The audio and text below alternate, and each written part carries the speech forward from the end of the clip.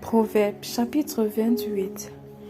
Le méchant prend la fuite sans qu'on le poursuive. Le juste a de l'assurance comme un jeune lion. Quand un pays est en révolte, les chefs sont nombreux, mais avec un homme qui a de l'intelligence et de la science, le règne se prolonge. Un homme pauvre qui opprime les misérables est une pluie violente qui fait manquer le pain. Ceux qui abandonnent la loi louent le méchant, mais ceux qui observent la loi s'irritent contre lui. Les hommes livrés au mal ne comprennent pas ce qui est juste, mais ceux qui cherchent l'Éternel comprennent tout. Mieux vaut le pauvre qui marche dans son intégrité que celui qui a des voies tortueuses et qui est riche. Celui qui observe la loi est un fils intelligent, mais celui qui fréquente les débauchés fait honte à son père. Celui qui augmente ses biens par l'intérêt et l'usure les amasse pour celui qui a pitié des pauvres. Si quelqu'un détourne l'oreille pour ne pas écouter la loi, sa prière même est une abomination. Celui qui égare les hommes droits dans la mauvaise voie tombe dans la fosse qu'il a creusée, mais les hommes intègres héritent le bonheur. L'homme riche se croit sage, mais le pauvre qui est intelligent le sonde. Quand les hommes triomphent, c'est une grande gloire. Quand les méchants s'élèvent, chacun se cache. Celui qui cache ses transgressions ne prospère point, mais celui qui les avoue et les délaisse obtient miséricorde. Heureux l'homme qui est continuellement dans la crainte, mais celui qui endurcit son cœur tombe dans le malheur. Comme un lion rugissant et un ours affamé, ainsi est le méchant qui domine sur un peuple pauvre. Un prince sans intelligence multiplie les actes d'oppression, mais celui qui est ennemi de la cupidité prolonge ses jours. Un homme chargé du sang d'un autre fuit jusqu'à la fosse qu'on ne l'arrête pas. Celui qui marche dans l'intégrité trouve le salut, mais celui qui suit deux voies tortueuses tombe dans l'une d'elles. Celui qui cultive son champ est rassasié de pain, mais celui qui poursuit des choses vaines est rassasié de pauvreté. Un homme fidèle est comblé de bénédictions, mais celui qui a hâte de s'enrichir ne reste pas impuni. Il n'est pas bon d'avoir égard aux personnes, et pour un morceau de pain, un homme se livre au péché. Un homme envieux a hâte de s'enrichir, et il ne sait pas que la disette viendra sur lui. Celui qui reprend les pauvres trouve ensuite plus de faveur que celui dont la langue est flatteuse. Celui qui vole son père et sa mère et qui dit « ce n'est pas un péché » est le compagnon d'un destructeur. L'orgueilleux excite les querelles, mais celui qui se confie en l'Éternel est rassasié. Celui qui a confiance dans son propre cœur est un insensé, mais celui qui marche dans la sagesse sera sauvé. Celui qui donne aux pauvres n'éprouve pas la disette, mais celui qui ferme les yeux est chargé de malédiction. Quand les méchants s'élèvent, chacun se cache, et quand ils périssent, les justes se multiplient. Amen.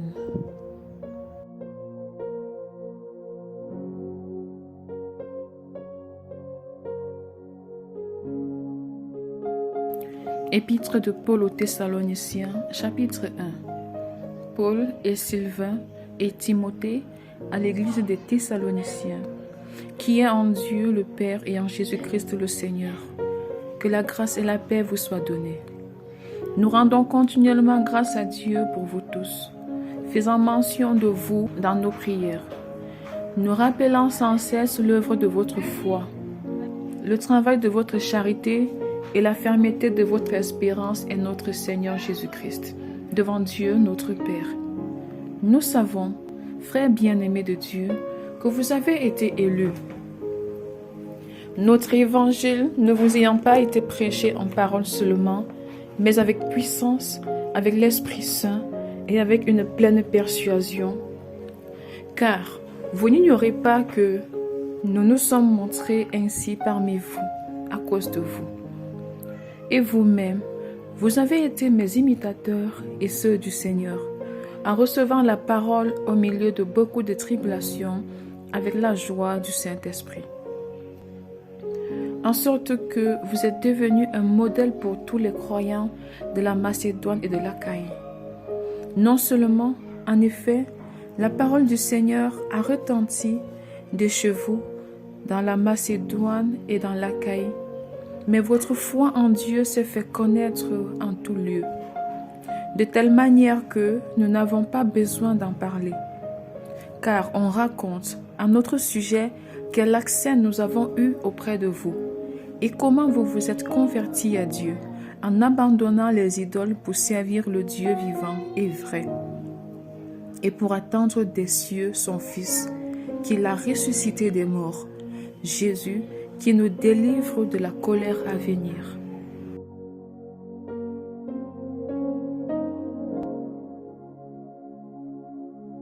Un Thessaloniciens chapitre 2. Vous savez vous-même, frères, que notre arrivée chez vous n'a pas été sans résultat. Après avoir souffert et reçu des outrages à Philippe, comme vous le savez, nous prîmes de l'assurance en notre Dieu pour vous annoncer l'évangile de Dieu au milieu de bien de combats. Car notre prédication ne repose ni sur l'erreur, ni sur les motifs impurs, ni sur des motifs impurs, ni sur la fraude. Mais selon que Dieu nous a jugés dignes de nous confier l'évangile, ainsi nous parlons, non comme pour plaire à des hommes, mais pour plaire à Dieu qui sonde nos cœurs. Jamais, en effet, nous n'avons usé de paroles flatteuses, comme vous le savez. Jamais nous n'avons eu la cupidité pour mobile. Dieu en est témoin. Nous n'avons point cherché la gloire qui vient des hommes, ni de vous, ni des autres. Nous aurions pu nous produire avec autorité comme apôtres de Christ, mais nous avons été pleins de douceur au milieu de vous. De même qu'une nourrice prend un tendre soin de ses enfants, nous aurions voulu, dans notre vive affection pour vous, non seulement vous donner l'évangile de Dieu, mais encore nos propres vies, tant vous nous étiez devenus chers. Vous vous rappelez, frères, notre travail et notre peine, nuit et jour à l'œuvre, pour n'être à charge à aucun de vous. Nous vous avons prêché l'évangile de Dieu. Vous êtes témoins, et Dieu l'est aussi, que nous avons eu envers vous qui croyez une conduite sainte, juste et irréprochable. Vous savez aussi que nous avons été pour chacun de vous ce qu'un père est pour ses enfants, vous exhortant, vous consolant, vous conjurant de marcher d'une manière digne de Dieu, qui vous appelle à son royaume et à sa gloire. C'est pourquoi nous rendons continuellement grâce à Dieu de ce qu'en recevant la parole de Dieu que nous vous avons fait entendre, vous l'avez reçue non comme la parole des hommes, mais aussi qu'elle est véritablement comme la parole de Dieu qui agit en vous qui croyez. Car vous, frères, vous êtes devenus les imitateurs des églises de Dieu qui sont en Jésus-Christ dans la Judée, parce que vous aussi, vous avez souffert de la part de vos propres compatriotes les mêmes maux qu'elles ont souffert de la part des Juifs. Ce sont ces Juifs qui ont fait mourir le Seigneur Jésus et les prophètes, qui nous ont persécutés, qui ne plaisent point à Dieu et qui sont ennemis de tous les hommes, nous empêchant de parler aux païens pour qu'ils soient sauvés, en sorte qu'ils ne cessent de mettre le comble à leurs péchés. Mais la colère a fini par les atteindre. Pour nous, frères, après avoir été quelque temps séparés de vous, de corps, mais non de cœur, nous avons eu d'autant plus ardemment le vif désir de vous voir. Aussi, voulions-nous aller vers vous, du moins moi Paul, une et même 2 fois, mais Satan nous en a empêchés. Qui est, en effet, notre espérance, ou notre joie, ou notre couronne de gloire? N'est-ce pas vous aussi, devant notre Seigneur Jésus, lors de son avènement? Oui, vous êtes notre gloire et notre joie.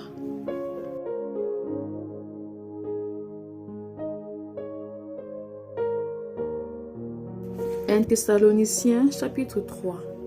C'est pourquoi, impatients que nous étions et nous décidant à rester seuls à Athènes, nous envoyâmes Timothée, notre frère, ministre de Dieu dans l'évangile de Christ, pour vous affermir et vous exhorter au sujet de votre foi, afin que personne ne fût ébranlé au milieu des tribulations présentes. Car vous savez vous-même que nous sommes destinés à cela. Et lorsque nous étions auprès de vous, nous vous annoncions d'avance que nous serions exposés à des tribulations, comme cela est arrivé, et comme vous le savez. Ainsi, dans mon impatience, j'envoyais m'informer de votre foi, dans la crainte que le tentateur ne vous eût tenté, et que nous n'eussions travaillé en vain. Mais Timothée, récemment arrivé ici de chez vous, nous a donné de bonnes nouvelles de votre foi et de votre charité, et nous a dit que vous avez toujours de nous un bon souvenir, désirant nous voir comme nous désirons aussi vous voir. En conséquence, frères, au milieu de toutes nos calamités et de nos tribulations, nous avons été consolés à votre sujet à cause de votre foi. Car maintenant nous vivons, puisque vous demeurez fermes dans le Seigneur. Quelle action de grâce, en effet, nous pouvons rendre à Dieu à votre sujet, pour toute la joie que nous éprouvons à cause de vous, devant notre Dieu. Nuit et jour, nous le prions avec une extrême ardeur de vous permettre de vous voir et de compléter ce qui manque à votre foi. Que Dieu lui-même, notre Père et notre Seigneur Jésus, aplanisse notre route pour que nous allions à vous. Que le Seigneur augmente de plus en plus parmi vous et à l'égard de tous cette charité que nous avons nous-mêmes pour vous, afin d'affermir vos cœurs pour qu'ils soient irréprochables dans la sainteté devant Dieu notre Père, lors de l'avènement de notre Seigneur Jésus, avec tous ses saints.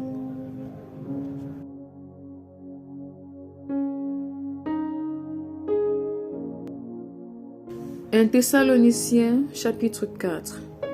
Au reste, frères, puisque vous avez appris de nous comment vous devez vous conduire et plaire à Dieu, et que c'est là ce que vous faites, nous vous prions et nous vous conjurons au nom du Seigneur Jésus de marcher à cet égard de progrès en progrès.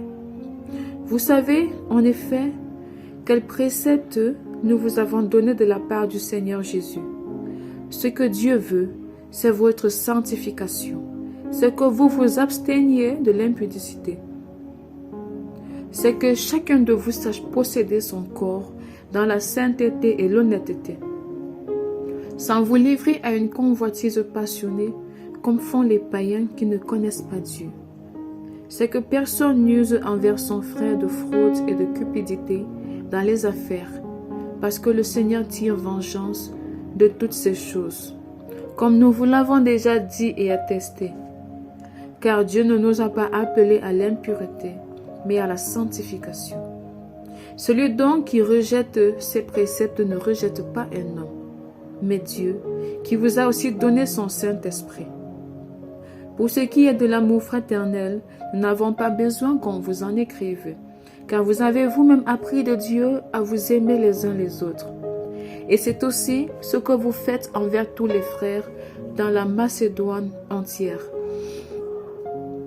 Mais nous vous exhortons, frères, à abonder toujours plus dans cet amour et à mettre votre honneur à vivre tranquille, à vous occuper de vos propres affaires et à travailler de vos mains, comme nous vous l'avons recommandé, en sorte que vous vous conduisiez honnêtement envers ceux du dehors et que vous n'ayez besoin de personne. Nous ne voulons pas, frères, que vous soyez dans l'ignorance au sujet de ceux qui dorment, afin que vous ne vous affligiez pas comme les autres qui n'ont point d'espérance. Car si nous croyons que Jésus est mort et qu'il est ressuscité, croyons aussi que Dieu ramènera par Jésus et avec lui ceux qui sont morts.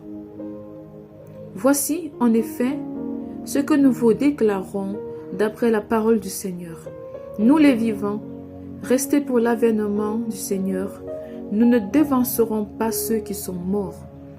Car le Seigneur lui-même a un signal donné à la voix d'un archange et au son de la trompette de Dieu descendra du ciel et les morts en Christ ressusciteront premièrement. Ensuite, nous les vivants qui serons restés, nous serons tous ensemble élevés avec eux sur des nuées à la rencontre du Seigneur dans les airs, et ainsi nous serons toujours avec le Seigneur. Consolez-vous donc les uns les autres par ces paroles.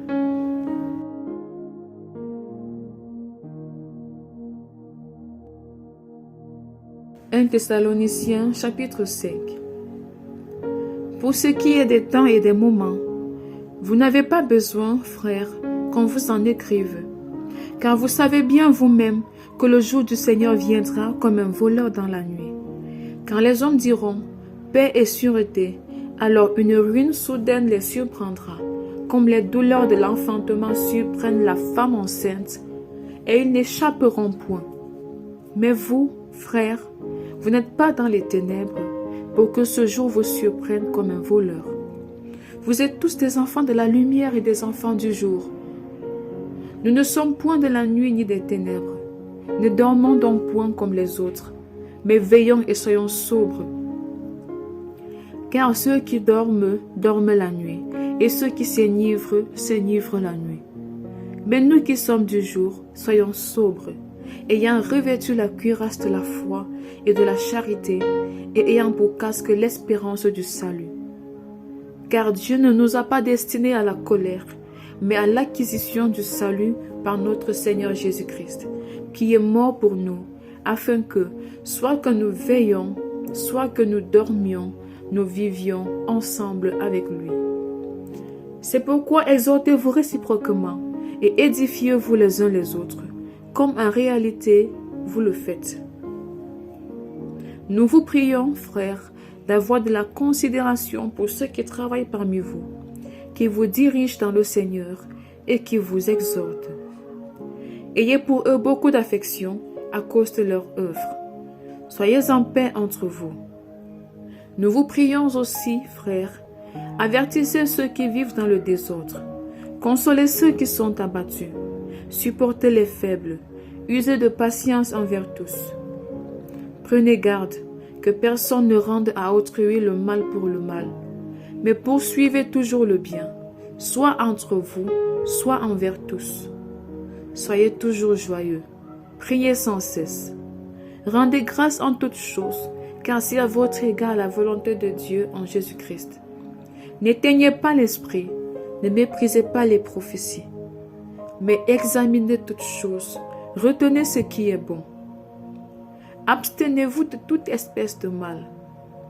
Que le Dieu de paix vous sanctifie lui-même tout entier, et que tout votre être, l'esprit, l'âme et le corps soient conservés irrépréhensibles lors de l'avènement de notre Seigneur Jésus-Christ. Celui qui vous a appelé est fidèle, et c'est lui qui le fera. Frères, priez pour nous. Saluez tous les frères par un saint baiser. Je vous en conjure par le Seigneur, que cette lettre soit lue à tous les frères. Que la grâce de notre Seigneur Jésus-Christ soit avec vous. Amen.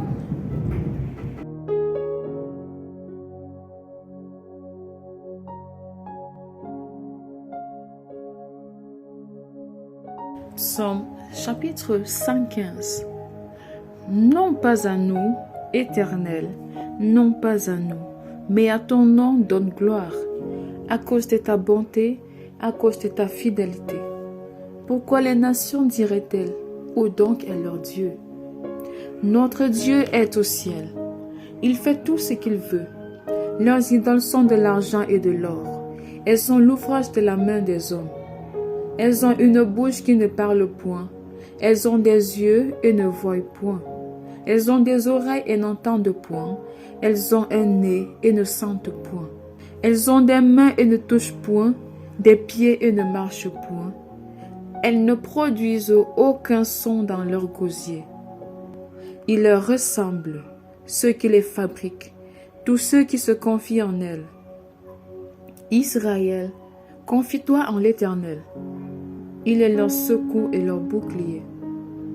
Maison d'Aaron, Confie-toi en l'Éternel. Il est leur secours et leur bouclier. Vous qui craignez l'Éternel, confiez-vous en l'Éternel. Il est leur secours et leur bouclier. L'Éternel se souvient de nous. Il bénira la maison d'Israël. Il bénira la maison d'Aaron. Il bénira ceux qui craignent l'Éternel, les petits et les grands. L'Éternel vous multipliera ses faveurs, à vous et à vos enfants. Soyez bénis par l'Éternel, qui a fait les cieux et la terre. Les cieux sont les cieux de l'Éternel, mais il a donné la terre au Fils de l'homme. Ce ne sont pas les morts qui célèbrent l'Éternel, ce n'est aucun de ceux qui descendent dans le lieu du silence. Mais nous bénissons l'Éternel, dès maintenant et à jamais. Louez l'Éternel. Amen.